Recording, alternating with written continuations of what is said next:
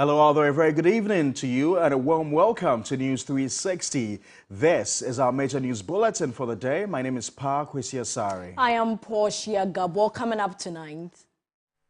News 360 Headlines is brought to you by Flamingo Paint and Napa Foods. Heaven Black Insecticide Spray and Coil.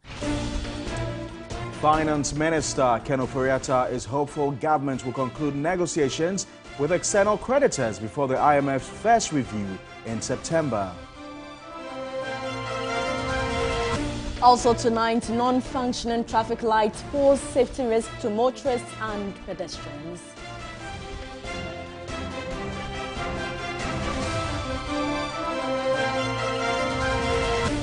Later in sports, Black Stars held to a goalless draw by Madagascar in AFCON qualifier.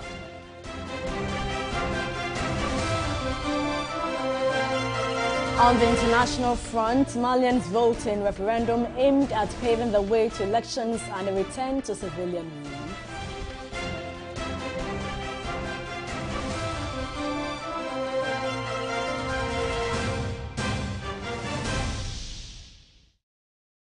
We have the very latest details of these and many more stories coming up in the next 60 minutes. Remember, we're streaming live on Facebook. We're also live on your DSTV channel 279.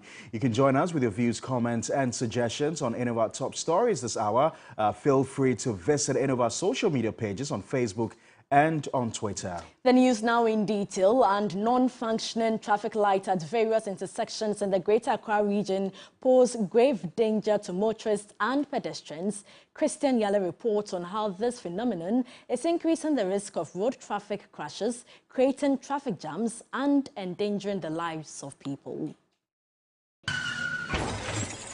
When the red, yellow and green colors of the traffic light flicker out, there is chaos. It can be deadly, leaving victims maimed for life. Over the past years, it has become common to see many traffic lights out of order in the capital.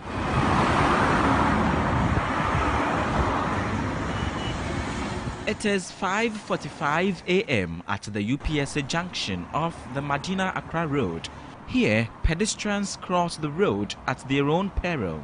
The traffic lights have not been functioning for months. Students and the aged contend with speeding vehicles to cross over. It's very worrying and a dangerous precedent. We wouldn't wish that has happened, but it has happened. When you get to an intersection that a traffic light is not working, that is where you have to be disciplined enough. Your safety should be paramount to you, and then you should your concentration should be on the road. Tolerate other drivers. It will take discipline for us to manage the situation. At many busy intersections, drivers from different directions have to negotiate their way through. And in cases where the communication goes wrong, traveling becomes a daring adventure. Police MTTD officers who control traffic at such places put their lives at great risk. We are in contact with the Department of Urban Rules, who has the management of the traffic lights under their domain. They engaged us and explained to us that the traffic lights that are in the country are sort of fade out, outmoded, and so there is a major policy at their place to replace all of them. But the major problem they also have is pilfering. Thieves taking away all the wires amongst them. Here is Kaneshie First Light. As a critical and crucial place as it is, there is no traffic light working here. Now it becomes very deadly and disastrous, especially when there is no MTTD officer here to direct traffic. When the traffic lights get faulty, a new normal begins for some young and middle-aged and even old men who take on a new role as traffic wardens. Hey, stop! What I realize is that most of the highways, the traffic are not operating. And when it's happening like that, a lot of accidents occur. I've been directing as well, not only this place. Even as I engaged him, it became necessary for him to ensure his personal safety. Stop! Please stop! This voluntary or unpaid work can sometimes be torturous. My problem with the drivers, they rather become irresponsible. Few minutes after he left, chaos erupted. Best 3 weeks in traffic lights, yes, say. The traffic lights have been off for about 3 weeks. The police officers don't spend much time here to control traffic. Oh, traffic they are high, pop, here. We plead with governments to work on it urgently. Efforts to get official responses from the Department of Urban Roads were unsuccessful, even though TV3 had earlier submitted a letter requesting for an interview. Traffic lights ensure that sanity prevails on our roads. Non-functioning traffic lights, however, are a recipe for disaster.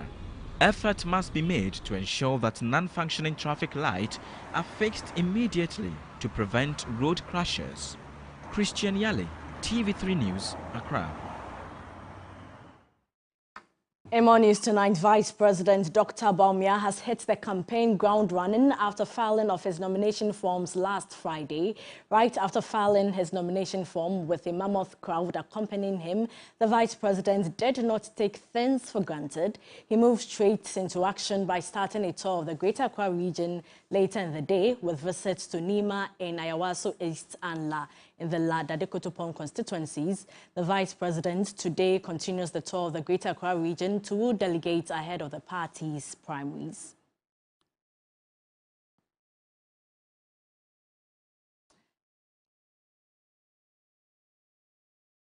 Let's speak to Jonathan Asante Otri. He is a senior lecturer at the University of Cape Coast. Thank you so much for your time. And Dr. Bawumia has hit the ground running, touring the Greater Accra region after filing his nomination on Friday. Your assessment of the Greater Accra region as his first port of call? Well, I'm saying good evening to our viewers.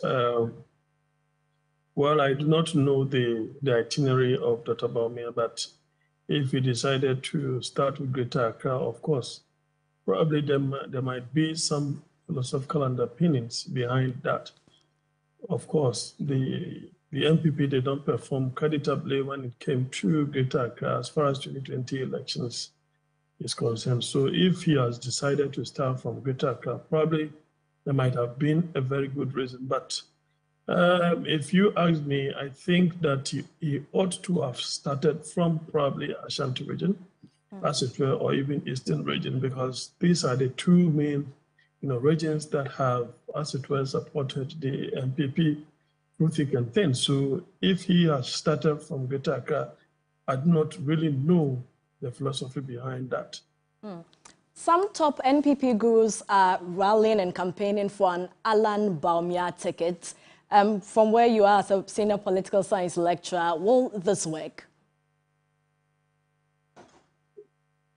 Well, maybe in the wisdom of the party elders and the power brokers, that wouldn't be a bad combination, because that will have meant that, whichever way, there wouldn't be any loser, as it were. But the point is, who should become the flag bearer, who should become the vice presidential candidate? That is a gravamen of the issue. That is a thrust. And those who are in the Allen camp, will want to suggest that, look, you need to ensure that you climb the cursus honorum, as the Romans or the Latins would say. You have to climb the cursus honorum. But it appears that Dr. Bawumia is jumping that particular cursus honorum. And because he's been catapulted by, the power brokers and the establishment of today, and they will want to cement their hold on the party or to have a stronger hold on the party. That is the more reason they are pushing Dr. Bawumia. But if you want Alan to be the leader and Dr. Bawumia to be the vice president, of course, he's been vice president for close to 8 years, and he will want to, go to the next level. And that's the more reason why certainly it becomes a very difficult pairing, as it were. But if anything at all, if Alan is to, swallow his pride, as it were, he's never been a vice president before. So if you think that you want to be a president in the future and Dr. Bawumia emerges as the president in 2024, for example, then you are going to be the vice president and probably wait for a time. But as it stands now, if you look at age, then Dr. Bawumia has age on his side. You cannot say same for Alan. So those who are talking about such a ticket, I don't know who will be burying, his pride and ego, as it were, for the other to be the flag bearer. Now, Doc, just before you go, he says he wants to make that Dr. Bawumia, he wants to make Ghana the digital hub of Africa. Or some are saying he should first concentrate on the economy, which they say he has failed on this. What are your thoughts on this? Well, I don't want to be a bit cynical about Dr. Bawumia. I think that he's someone who doesn't really have any credibility, as it were. If he was saying things of that nature before 2016 elections, probably people have believed him on that particular score. But as it stands now, he's suffering from credibility crisis, if you tell me. Now, the digitalization that we are talking about, how have we used that to solve our corruption problems? And under his regime and that of President Akufo-Addo, we still have the highest corruption, regime as far as the Fourth Republic is concerned. How have we used digitalization to solve the cedi depreciation, as it were, against the dollar? How have we used digitalization to grow crops like tomatoes that are always in short supply and when you go to the market? The digitalization that we are talking about, when you go to the harbor, how has that reduced corruption over there? How has that reduced our import duty? I think that he doesn't really know anything about digitalization. Digitalization has its own concept notes, and he is not an ICT specialist. So I wonder why the communication and digitalization minister is there, and all of a sudden, the economy that is battering Dr. Bawumia, now he's seeking safe haven, as it were, in digitalization. I think that he's just making a mockery of himself. Because as it stands now, the economy is in tatters, inflation is over the roof, the debt to GDP, how have we used digitalization to, as it were, even bust ghost names? How have we been able to deal with issues in terms of roads? Look at the portals and other things that people are documenting, running documentary on. Have we been able to use digitalization to solve that? I think the problem is that we need to industrialize. And if we are not able to do that industrialization, you will need digitalization to support industrialization. But as it stands now, he does not really have, he doesn't have any stranglehold on the economy and is seeking safe haven in something which does not really concern him.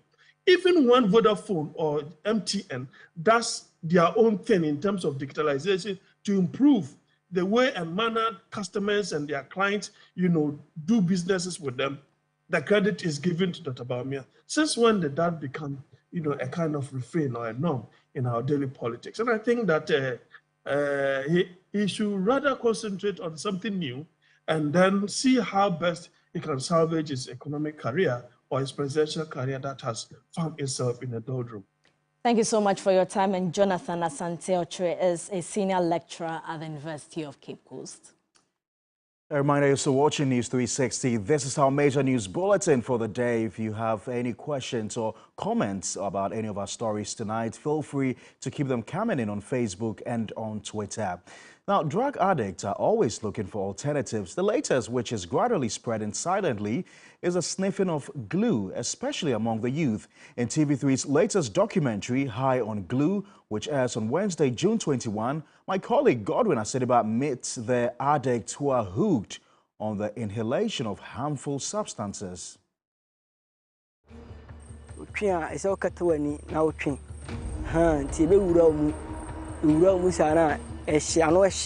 It's very hot and it goes straight into your head. You have to close your eyes before inhaling it because it has a strong dizziness effect. You settle at one place for some time before moving.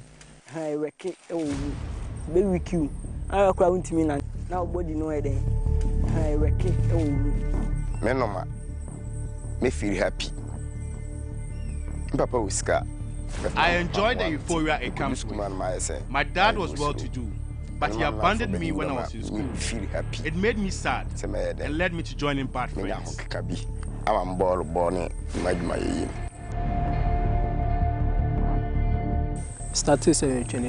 I started sniffing glue 2 years ago. 2 years. Me am training over 12 years. Until now I'm training as 19 years.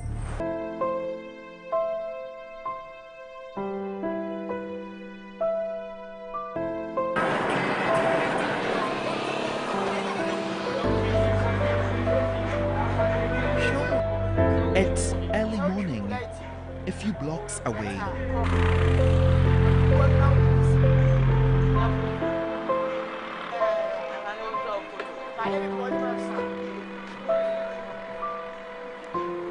Sitting on a stool in front of a mud house is a young man probably thinking of how to start his day. I am told by residents here that he has an addiction problem. He's hooked on sniffing glue and smoking marijuana.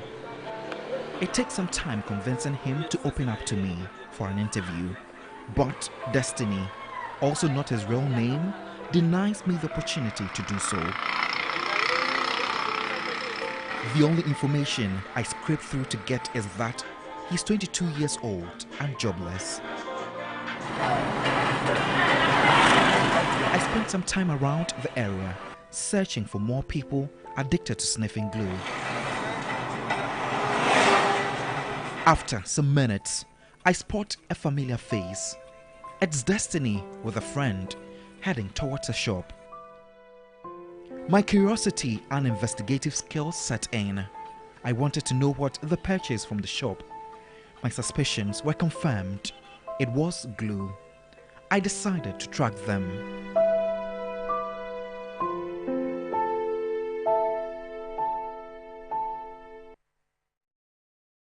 The documentary is on 21st of June, so you've got to make a date with us here on TV3 for that all-important documentary by Godwin Asediba. Now, the Dean of Planning and Quality Assurance at the University of Mines and Technology, UMAT, Professor Bernard Kubi-Boateng, is urging the government to target Greater Accra in its poverty alleviation policies. Now, speaking at an inaugural lecture at the University of Mines and Technology in Tarkwa, he said although the Greater Accra is multidimensionally richer in all the indicators, it shows it is poor. The inaugural lecture was on the topic Mapping the Poor in Ghana, a geospatial multidimensional poverty index approach. Dean of Planning and Quality Assurance at the University of Mines and Technology, Professor Bernard Kubi-Boateng, revealed the results of a study conducted across the country indicate multidimensional poverty index incidence of the Greater Accra region is 22.5%, whilst that of the Ashanti region is 31.1%.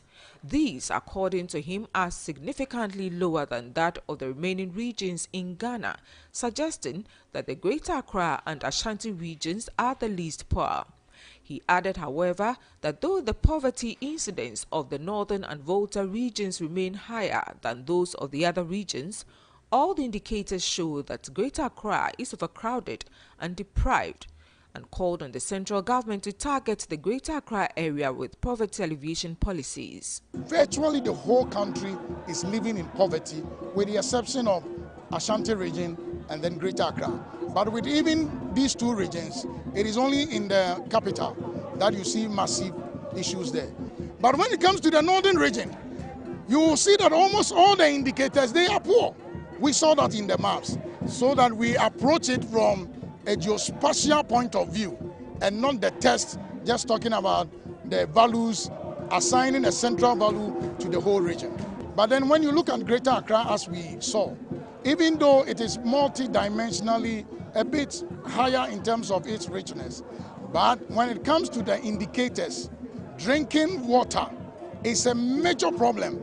Therefore, we will call on the policy makers that don't assume that Greater Accra is rich. But when you look at it from the various indicators, you will see that overcrowding and drinking water is making Greater Accra multidimensionally poor.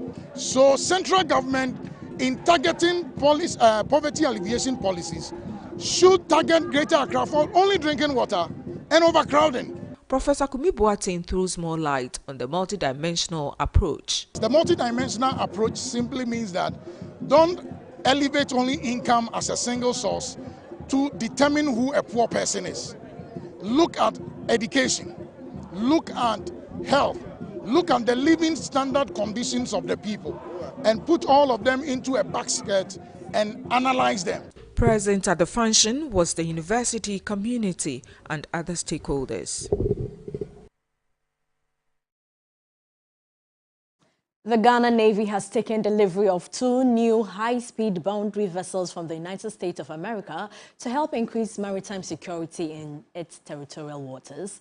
At a brief ceremony at Takoradi Port, the flag officer commanding the Western Naval Command, Commodore Emmanuel Kwafu, said it will help address challenges in the maritime sector. The 2 new vessels, the GNS Aflao and GNS Hafasini, are expected to be stationed at the Tema anchorage to help in patrolling the Gulf of Guinea.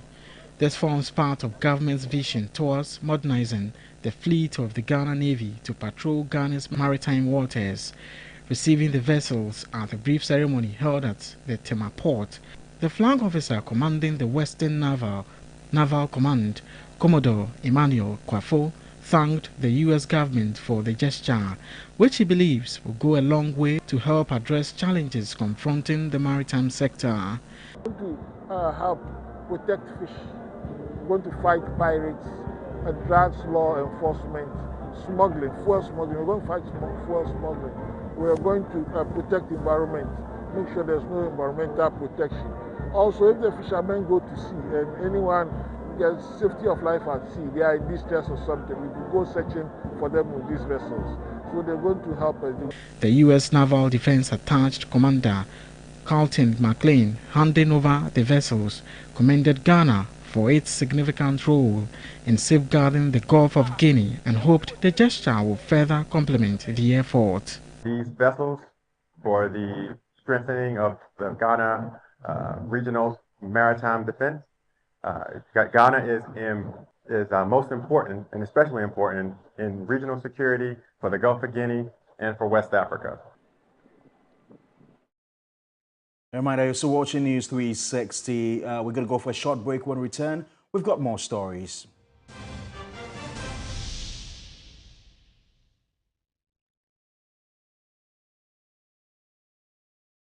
Gentlemen, we're going to demonstrate to you the superior properties of Flamingo paint. As compared to other paint brands on the market, we take equal quantities of Flamingo paint and this ordinary paint. We then dilute them with water. And now, let the test begin. The gentleman on the left is going to apply the ordinary paint, and the gentleman on my right will use the Flamingo superior paint. As you can clearly see, Flamingo has the obvious better hiding. Furthermore, Flamingo has painted a much larger area. You know, 1 bucket of Flamingo paint is equal to several buckets of any other paint brand on the market. Flamingo paint is made with superior formulation to give superior durability, superior hiding, superior coverage. Flamingo paint, simply superior. Honey, new supper and a pot evaporated milk. Tasty and creamy, right? So. And napa milk, custard one fine. Nasa Tom Brown no rice water muswa nice. Honey, trip never so. Made the napa mayonnaise. And I'm salad and a burger. Fries so and napa tasty ketchup. And a good side. Coffee jollof no so made the napa perfume long green rice. Oh, you are one. And don't forget your favorite napa chocolate milk drink. Oh, more quite so. Honey, you are sorted. I'm in control like a pilot on Napa Airways. Mama. Me know. Napa, I can't stand it. Just a moment.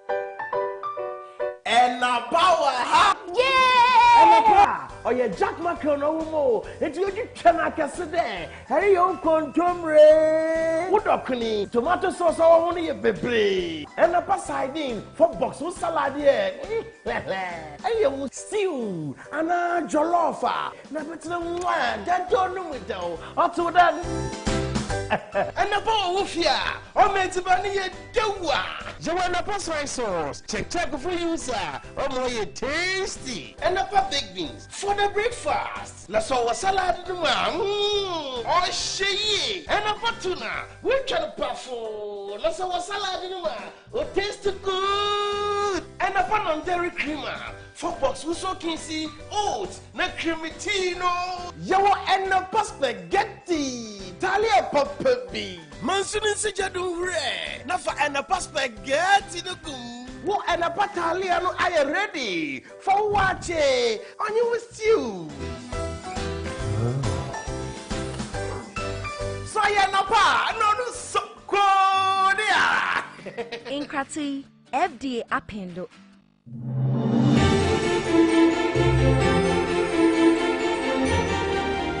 The sweet scent of rose in the morning brings me so much joy. Inspired by damask rose and infused with 100% natural rose oil. Introducing new Clay Soft Perfume Beast Washing Powder. It's like bringing a garden with you everywhere with this wonderful perfume. Take a garden with you everywhere you go with Clay Soft Perfume Beast Washing Powder.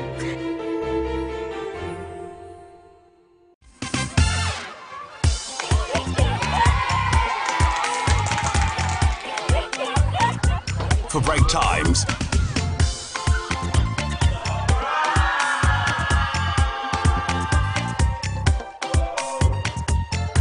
for party times,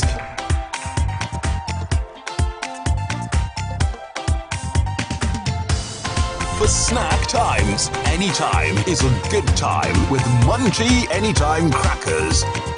This outfit is FDA. Who don't like chop money? They want chop money is here. Collect your chop money every morning at 8:30 a.m. by simply dialing *446# and select option 2 to play Dewa 539 chop money. Win 40 times your stake with Direct 2, 400 times your stake with Direct 3, and 20 times your stake with Direct 1. You can also pay your numbers to win big. You only pick your numbers from 1 to 39, so winning is easy. Win every day with Dewa 539 Direct, the only lottery that offers you the best chances of winning. Collect your chop money every morning into your mobile wallet. Dial *446# to play Dewa 539 chop money now. Dewa,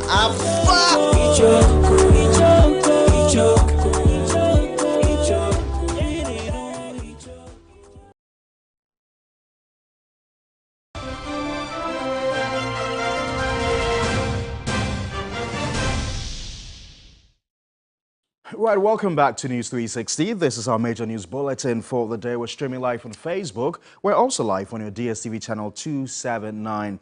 Well, today, Finance Minister Ken Ofori-Atta has been addressing the media, and he says that the committee to reform state-owned enterprises will begin work by the end of the month. He was addressing the media to update them on progress so far with regards to the IMF program.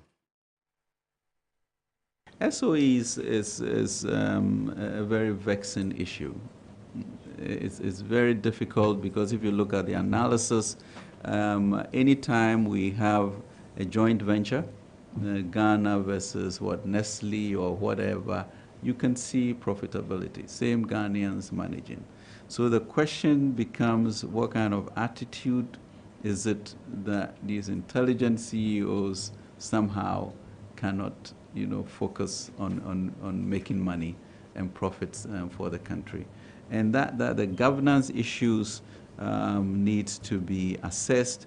Right now that we've moved from central government financing, which was really just the Ministry of Finance and my MMDAs, to general financing, accounting, I need to look at those things with a lot more rigor, because it comes right into our books. So I think that type of stronger oversight, working with SIGA, the Director General, who is pretty dynamic, and Minister Kujo, I think we're going to put deliberate pressure on this to reverse this historical performance that we know can be changed. In Korea, at a certain point, they told the SOEs that there's no money, they better go to the stock exchange. And that just changed the whole type of boards that they have, CEOs, accountability to individuals in the country, not just, to the government. Meanwhile, the finance minister is also hopeful that government will conclude negotiations with external creditors before the IMF's first review in September. Well, let's go live on the phone lines now and speak to John Gachi, professor who is the Dean of University of Cape Coast Business School. Thank you very much, Professor Gachi, for your time. I'm sure you heard the finance minister today. It appears a lot of progress has been made with regards to implementing the IMF program. The finance minister says, for instance, that the committee that is to reform state-owned enterprises will begin work by the end of the month. This must be good news to your ears. What is the question, please? The question is that the finance minister is suggesting that the process towards reforming SOEs will begin starting the end of next month, or this month, I beg your pardon. And I'm saying that this must be good news, hearing him say this. Well, I think the IMF program is structured in such a way that they must do certain things within a certain period of time. And they are just complying with what has been agreed upon to be done within the period up to June. To be assessed around September. So I think they are just doing what they all agreed to do, and there's nothing extraordinary about this. It's very Before I go on to my next question, Professor Gachi, is it just as simple as hearing the finance minister say that they're going to reform state-owned enterprise? Because you and I know that a lot of these SOEs are crowded with party foot soldiers. Even the mode of appointment, you would say that it leaves much to be desired. Is it something that can be done easily, as the finance minister makes us to believe? I'm not sure about that. It's going to be difficult for the government to do what the IMF wants. Because if you recall, they have even put a body, I forget the name of the body. Is it the State Interest and Governance Authority, SIGA? Exactly, which was looking at the work of SOEs, but still they were not doing what was right, and the government itself was intervening in terms of those that have muscle to provide financial resources. They engage in projects through them. They burden their finances. The government itself was actually creating opportunity for party foot soldiers to occupy those places. So if you are reforming, are you going to lay off those people? If you're reforming, are you going to take over those debts that have incurred apparently at the instance of government? So those are difficulties that the government will be facing, but it is the right thing to do in order to reform those institutions. Right, that's in principle, that is the right thing to do. My final question to you, sir, he also makes us believe that, Ghana's negotiations with external creditors towards a possible debt restructuring is on course, and we should be making some progress in the coming weeks. Does that excite you? Well, I think that's all we are all expecting to happen. If it does happen, that is good. If it doesn't happen, that is bad for the government. So that is what it is. All right, we've got to leave you here. I'm sure we'll have some more discussions on the finance minister's press conference, which was held early today at the finance ministry.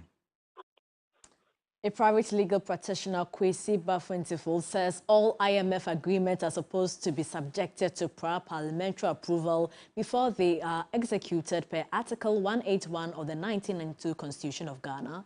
He's encouraged the public to enforce their constitutional rights through judicial scrutiny and proper action. In my view, personal view, I think that Article 181 of the 1992 Constitution is clear, even though the Constitution uses the word loan. Loan is also defined in the Constitution to include which means that to include monies that will be paid into the consolidated fund or that you would have to pay back to the person who gave you the money.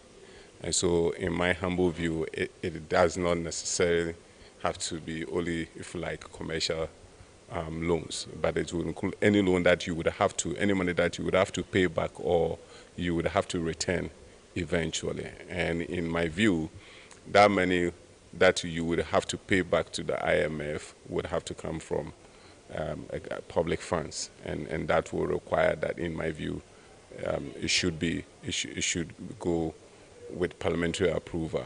I am throwing up that challenge to a whole country, any member of our society, not necessarily GBA. It can be Ghana Journalists Association. It can be any individual. It can be any other citizen of Ghana can go to the Supreme Court, invoking its interpretive jurisdiction, and ask the Supreme Court to interpret Article 181 of the 1992 Constitution to see whether IMF deals and in its entirety has to come to Parliament. In more news tonight, African leaders have been tasked to provide locals and entrepreneurs 40% of all public contracts. President of the African Business Council, Dr. Amani Asfour, was speaking at the launch of the second Africa Priority Dialogue in Accra. Africa Prosperity Network, APN, is a private, independent and not-for-profit organization established in 2022 in Ghana as a continental network. It is focused on fostering advocacy for the collective ownership of the implementation of the African Union's Agenda 2063.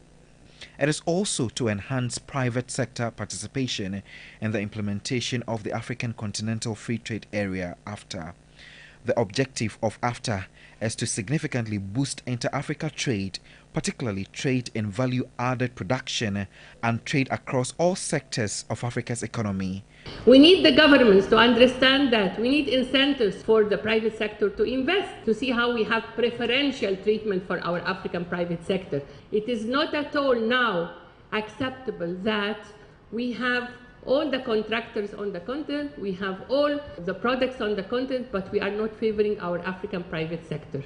The president of the African Business Council, Dr. Amani Asfour, emphasized that a concerted effort must be made to promote the welfare of Africans if the continent is to achieve its growth agenda. To have at least 40% of government procurement goes to African private sector, including SMEs, women and youth. It's not acceptable that under trade, we really have products coming from outside the continent to be traded among us. Whatever on the African soil has to be produced in Africa and traded among us. Wamkele Men is the Secretary General of the African Continental Free Trade Area Secretariat. The network of private sector that we are trying to establish at regional level, ECOWAS, at national level, to drive implementation of the AfCFTA, to create jobs for young Africans, to spur on innovation, and to place our continent on a path for competitiveness. The chairman of McDonald Group, Dr. Daniel Macaulay, urged African businesses to take advantage of AfTA to advance the growth of the continent. But what I've noticed is a lot of businessmen in the continent don't really know what is going on with the AfTA, the Continental Free Trade. And I believe it's about time businessmen get closer. What am I to do as a businessman, McDonald, sitting in my small corner? What benefit will I get from AfTA? How will I take the opportunity? The wife of the Vice President, Samira Bawumia, launched the second priority dialogue with a call for the empowerment of women and the youth to lead the African growth agenda. We must prioritize the empowerment of women. Empowering women is not only a moral imperative, but a strategic choice for sustainable development. By empowering women, promoting gender equality, and removing systemic barriers, we unlock a vast reservoir of talent, creativity, and leadership. We need to break down the barriers that limit their participation in economic and political and social spheres. Delivering priority in Africa, the next frontiers is the theme of the event, which will take place in January next year. Now to a rather sad one. 1-year-old baby Love is in dire need of financial assistance to undergo surgery to save her life. Doctors at the Cardiothoracic Center of the Korle Bu Teaching Hospital say she needs $7,000 immediately to undergo an open heart surgery.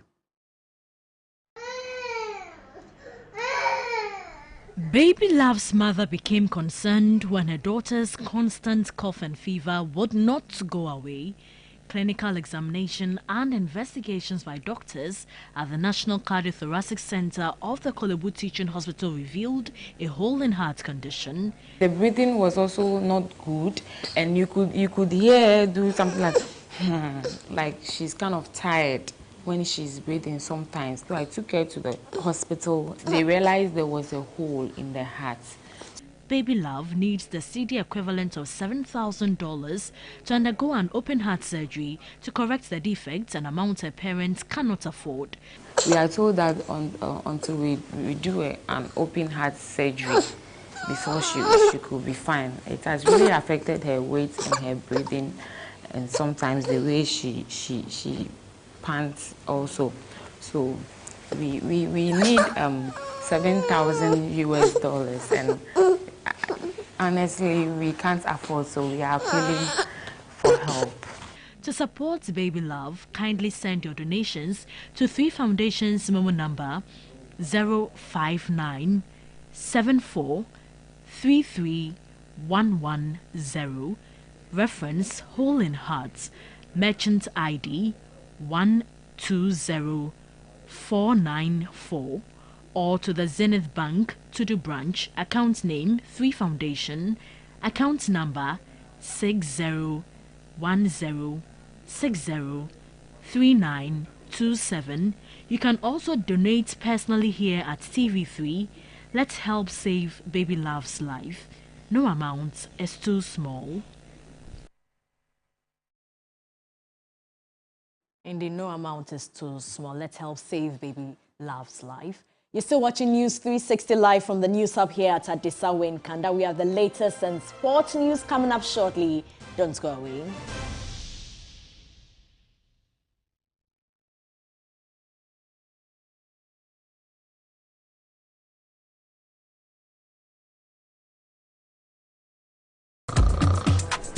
You just sleep. That's Madina.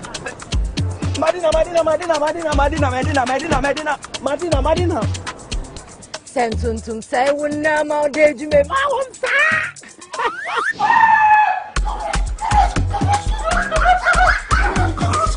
Efrema bema dani oba. Ma wonsa.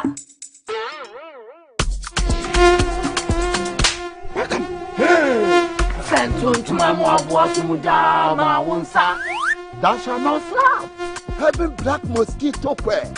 Pamon tontom na empom wisie bebre na ema wo mowa na ema wo nhwem na ehwam. Having insecticide spray ehwam na sanso kum a wotu ene omo wia nyina.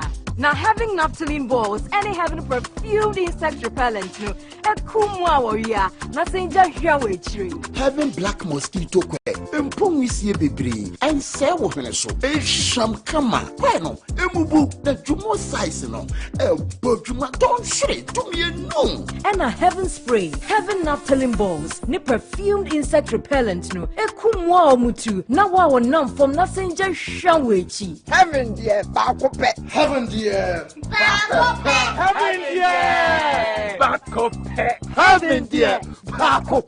FDA aji edrede krato yatum. This is the breaking news.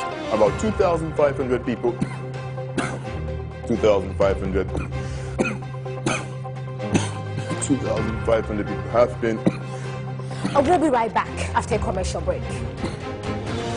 When stubborn coughs, colds, and catarrh interrupt your life, get fast relief with Stop Cough. The Stop Cough range is suitable for adults, children, and babies.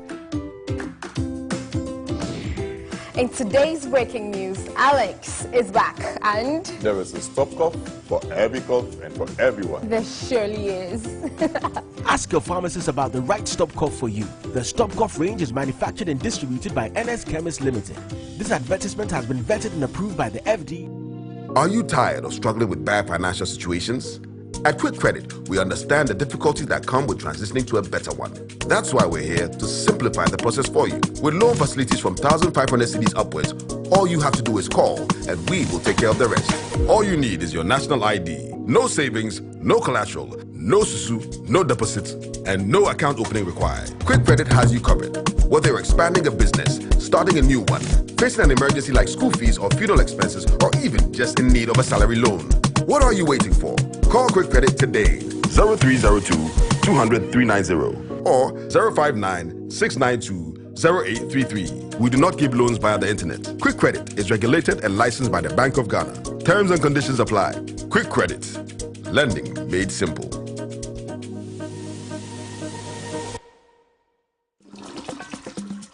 Many people think I get whatever I want because I'm a popular actress. But no, that is not true.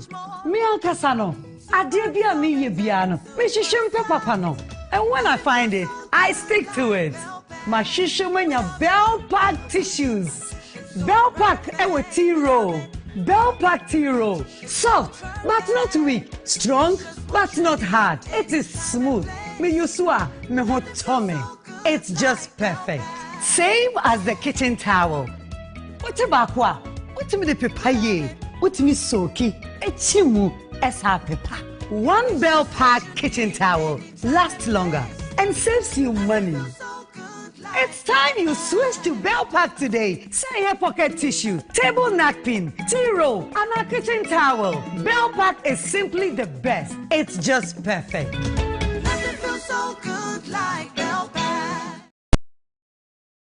Sports segment is brought to you by Gentleman Cosmetic Range.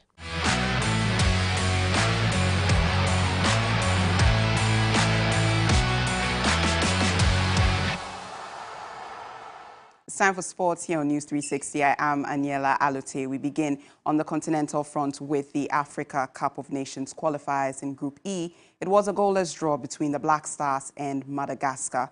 In order to qualify for the tournament in Cote d'Ivoire, the Black Stars would need to defeat the Central African Republic in September. As it stands, Ghana leads Group E with 8 points, followed closely by Angola with 8 points, and then the Central African Republic with 7 points before Madagascar with 2 points.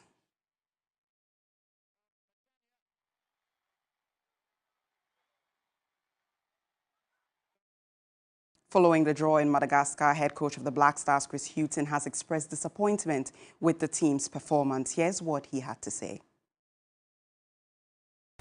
Yes, we're very disappointed. We came here with an attitude and a mindset to win. But, you know, to win a football match, any football match, you need to score goals. And we found it difficult today. The pitch is difficult. It's a very uneven pitch, but it's the same for both teams. And we needed to be more forceful in areas to create more opportunities to score. So the fact that we didn't score is the most disappointing thing. Proceeding to the FA Cup final, Dreams FC have been crowned champions for the first time in the club's history following a 2-0 victory over King Faisal. Abdulaziz Issa and Sadiq Alassane were on the score sheet for the Still Believe boys at the Dr. Kwame Chase Sports Complex. On the 18-minute mark of the game, how they began it. That was a good ball from Ejeni Boateng. Good movement from Abdulaziz. Babaya didn't want to commit himself. He shot with his left and his Dreams had an opportunity. Godfrey Chahine, he cuts it back and Sadiq scores the second for Dreams FC. They've doubled their lead and Dreams FC 70 minutes and Dreams have a 2-goal lead here. So, substitution getting results for Karim Zito's side. Sadiq Al-Hassan, the former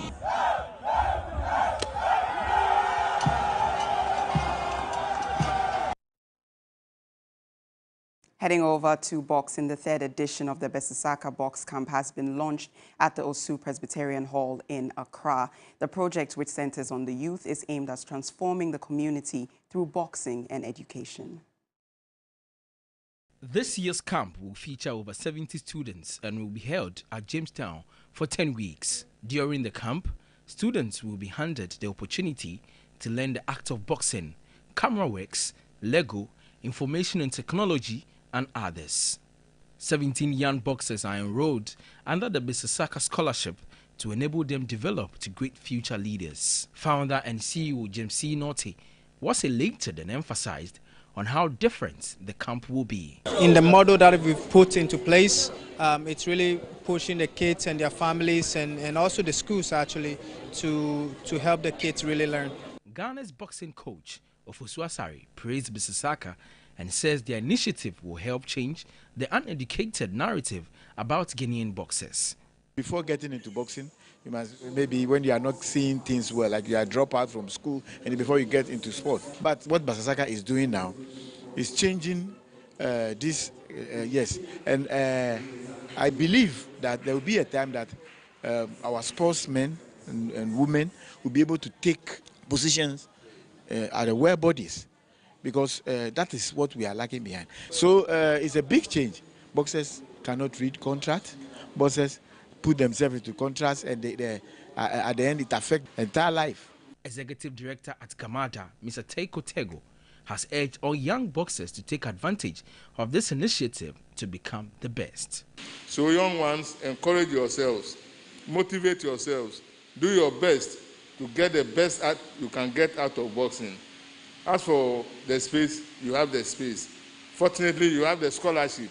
You don't need to worry about who is going to pay my fees. How do I get cocoa this morning to drink before I go to school? You've got sponsorship, so make very good use of it. Make good use of the scholarship, and then make sure your education also counts, so you can be somebody better in future.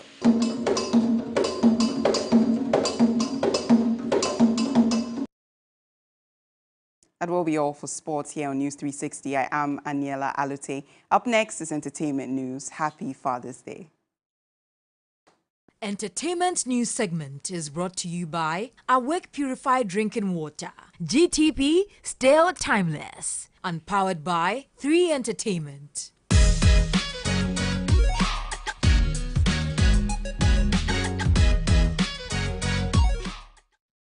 Welcome to GTP Fashion Corner.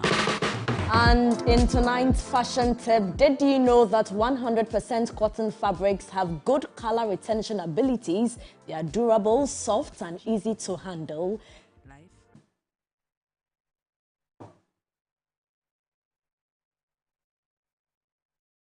The segment chairman of the North Kaneshie Assemblies of God, Samuel Sechidodu, has advised all fathers to live up to expectation in a bid to highlight the hype and buzz associated with Father's Day celebration. He was speaking at a special food bazaar organized to honor fathers as part of this year's Father's Day.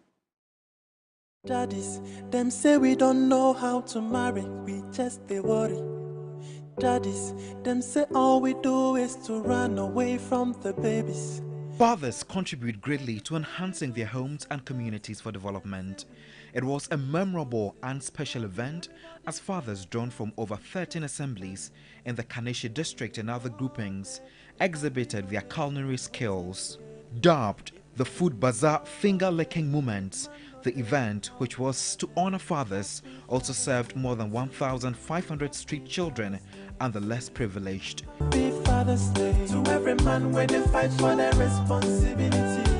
Happy Father's Day to you. Happy Father's Day. To increase the buzz associated with Father's Day celebrations, Samuel Sechidodu advised all fathers to live up to expectations. Fathers are natural leaders, and we must exhibit the leadership to the general public. Be exemplary leaders.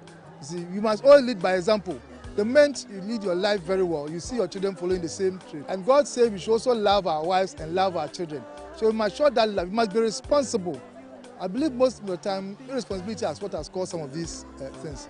But now that we are becoming responsible and we are advocating responsibility, responsible fathers, it will help the family to grow. and we will nurture them to be great. Happy Father's Day to every man where they do everything for the family.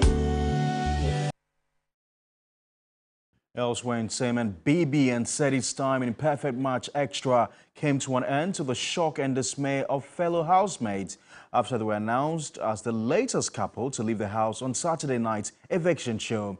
Here are some highlights of the eviction show.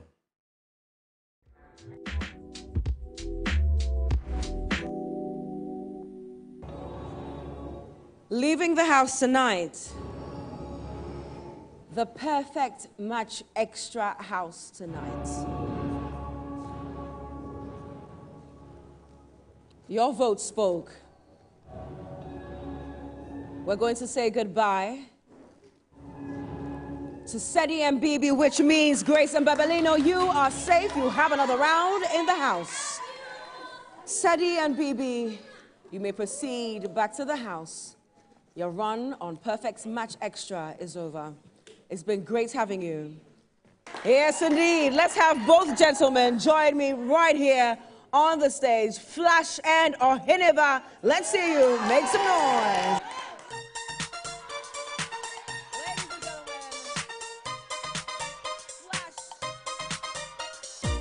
Are you?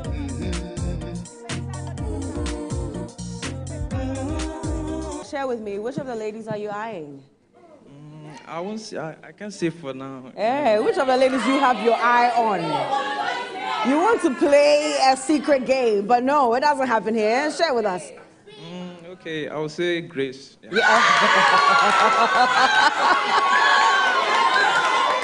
Okay. And you as well. And you as well. Which of the ladies do you have your eyes on? Easy, easy. Okay, I will say Bella. Are you?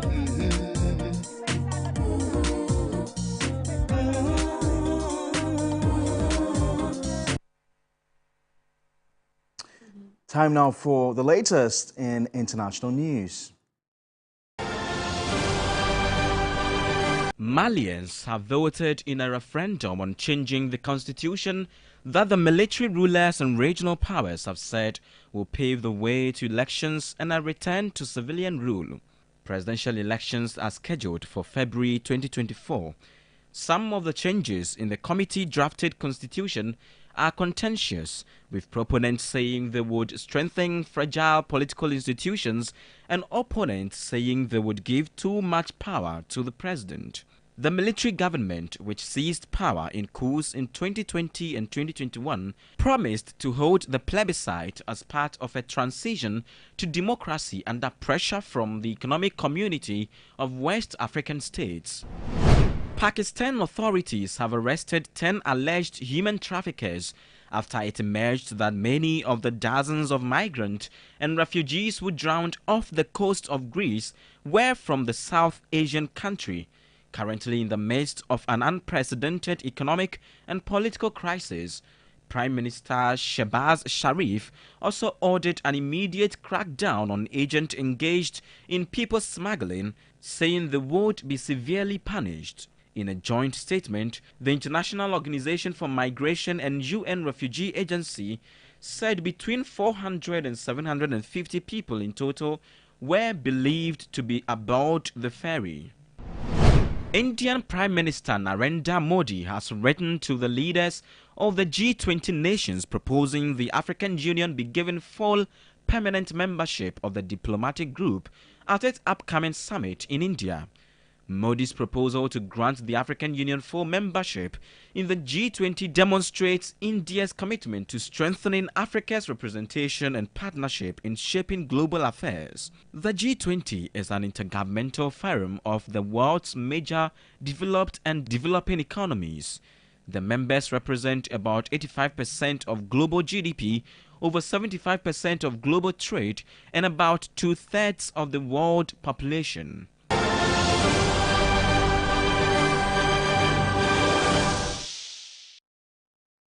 Well, that's how we conclude News 360. Came to live from our studios here at Adesawe in Kanda, Accra. For more news, do also log on to our website. It's www.3news.com. My name is Pa Kwesi Asare. And I am Portia Gabo. Happy Father's Day. Thank you, and Portia. to all the amazing men in the world.